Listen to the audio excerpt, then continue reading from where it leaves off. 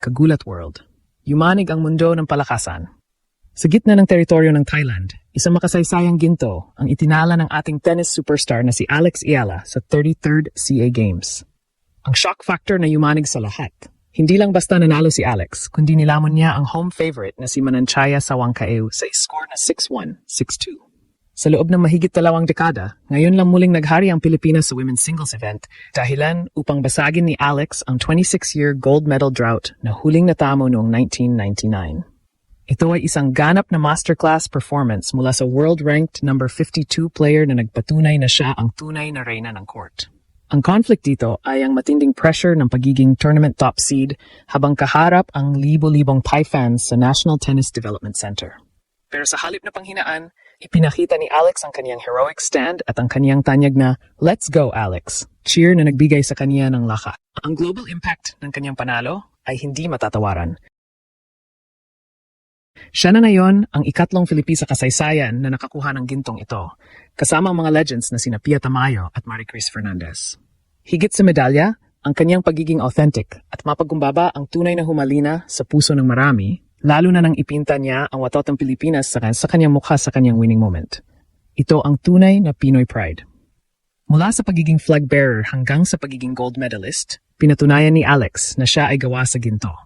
Ang kanyang tagumpay ay hindi lang para sa kanyang sarili, kundi para sa buong bansa na uhaw sa karangalan.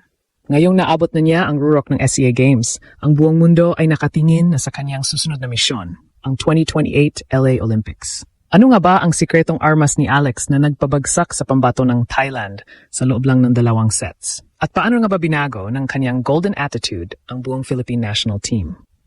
Huwag aalis dahil hihimayin natin ang bawat detalye ng kanyang makasaysayang paglalakbay. Ang hapon ng Huwebes sa Thailand ay hindi lang naging isang ordinaryong araw para sa Philippine sports history. Ito ay naging saksi sa pagtatapos ng isang mahabang paghihintay na tumagal ng mahigit 2 dekada. Sa gitna ng nagbabang init sa National Tennis Development Center sa Nonthaburi, isang pangalan ang umalingaw-ngaw sa buong stadium, si Alexandra "Alex" Eala. Bilang tournament top seed at kasalukuyang rank 52 sa WTA, pitpit ni Alex ang bigat ng inaasahan ng isang buong bansa na makuha ang mailap na ginto sa women's singles. Ang shock factor na yumanig sa mga manonood ay ang bilis at pagsik ng kaniyang laro na tila hindi nagbigay ng kahit anong pagkakataon sa kaniyang katunggali. Hinarap ni Alex ang pambato ng host nation na si Mananchaya Sawangkaew sa isang tapatan na marami ang nag-akalang magiging dikit. Ngunit mula sa unang serve pa lang, nagpakita na si Alex ng isang masterclass performance. Sa unang set, tila nasa ibang antas ang galing ng Pinay superstar nang dominahin niya ang court at tapusin ito sa score na 6-1. Walang sagot ang Thai player sa mga matutulis na forehand at matitinding backhand ni Alex. Ang kanyang heroic stand ay hindi lang tungkol sa lakas, kundi sa talino at tamang discard sa bawat puntos na kaniyang nakukuha. Ito ay isang historic moment dahil ang huling pagkakataong naghari ang Pilipinas sa women's singles tennis ay noong 1999, Brunei SEA Games pa, sa pamamagitan ni Maricris Fernandez Gentz. Sa tagumpay na ito, formal nang pumasok si Alex sa isang napaka-eksklusibong grupo ng mga Filipina tennis legends, kasama si Pia Tamayo na nanalo noong 1981. Ang tagumpay ni Alex ay hindi lang isang simpleng medalya. Ito ay ang muling pagbuhay sa dangal ng tennis sa Pilipinas na nawala sa radar ng ginto sa loob ng 26 na taon. Ang nakakamangha pa kay Alex ay ang kaniyang unfiltered passion at pagiging mapagkumbaba sa gitna ng tagumpay.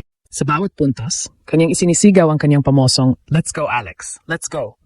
Cheer na hindi lang nakapag-boost ng kaniyang morale, kundi naging inspirasyon din para sa mga Pilipinong sumusuporta sa kaniya online at sa loob ng stadium. Ang kaniyang pagiging authentic at ang kaniyang self-love ay kitang-kita sa paraan ng kaniyang paglalaro. Masaya, palaban, at laging may pusong Pinoy. Matapos ang laban, hindi nakalimutan ni Alex na ibahagi ang spotlight sa kaniyang pamilya at sa buong tennis national team.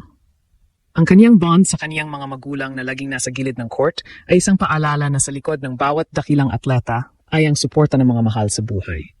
Mula sa pagiging flag bearer ng delegasyon hanggang sa pagiging gold medalist, napatunayan ni Alex na siya ay tunay na gawa sa ginto.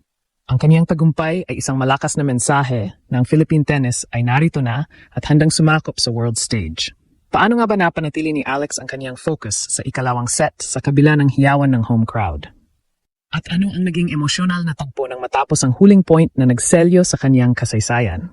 Huwag kukurap dahil sa susunod na bahagi, hihimayin natin ang kaniyang winning moment. Nakapokus ang tensyon ng ikalawang set sa kaniyang kakaibang determinasyon at sa emosyonal na sandali matapos ang huling puntos na nagselyo sa kaniyang ginto. Lalong tumindi ang hamon para kay Alex Ayala. Bagamat hawak niya ang momentum mula sa kaniyang 6-1 na panalo sa unang set, alam ng bawat tennis fan na ang isang sugatang karibal ay lalong nagiging mapanganib. Ang shock factor dito ay hindi ang kaba, kundi ang lalong tuminding focus ni Alex. Sa kabila ng hiyawan ng mga Thai fans na pilit na itinatulak si Mananchaya Sawangkayo na bumangon, hindi natinag ang ating pambato. Ipinakita ni Alex ang isang authentic na laro na pinaghalong bagsik at kontrol. Ang bawat serve niya ay may kasamang mensahe na ang gintong ito ay nakatadana para sa Pilipinas. Dito natin nakita ang kaniyang pamosong, "Let's go Alex, let's go cheer." Ito ay hindi lang basta sigaw, ito ay kaniyang paraan ng self-motivation na nagpapakita ng kaniyang matatag na mentalidad. Habang ang kalaban ay nagsisimulang mawalan ng discard, si Alex naman ay lalong nag-iinit. Ang conflict sa pagitan ng karanasan sa WTA Tour at ng pressure sa SEA Games ay kaniyang napagtagumpayan. Sa score na 6-2 sa ikalawang set, formal na tinapos ni Alex ang laban at sa sandaling iyon, tila huminto ang mundo para sa mga Pilipinong nanonood. Ang kanyang heroic stand ay nagtapos sa isang matamis na tagumpay na binuo ng dugo, pawis at sakripisyo.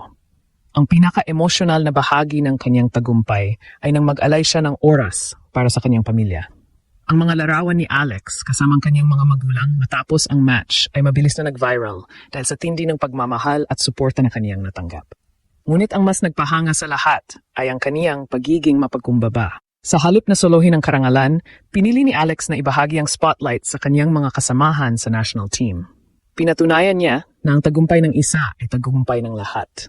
Ang kaniyang pagpinta ng watawat ng Pilipinas sa kaniyang mukha ay naging simbolo ng kaniyang Pinoy pride. Isang pagpapakita na saan man siya makarating sa mundo, bit-bit niya ang kaniyang pinagmulan. Ang global impact ng pagkapanalong ito ay mararamdaman hanggang sa susunod na mga taon. Hindi lang ito isang gold medal. Ito ay ang muling pagtatayo ng pundasyon ng Philippine tennis. Sa pagiging pang-52 sa buong mundo, pinatunayan ni Alex na ang isang Filipina ay kayang makipagsabayan at maghari sa international stage. Ang kaniyang disiplina at ang kaniyang kakayahang harapin ang struggles kasama ang kaniyang mga fellow athletes ay nagbibigay ng bagong mukha sa ating sports industry. Tunay na made of gold si Alex Ayala. Hindi lang dahil sa medalya, kundi dahil sa kaniyang ginintuang puso. Ngayong nakuha na ni Alex ang kaniyang unang SEA Games individual gold, ano na nga ba ang susunod para sa ating tennis queen? Handa na ba siyang dalhin ang momentum na ito sa mas malalaking Grand Slam tournaments? At ano ang mensahe ni Alex para sa mga batang atletang nais sumunod sa kaniyang mga yapak?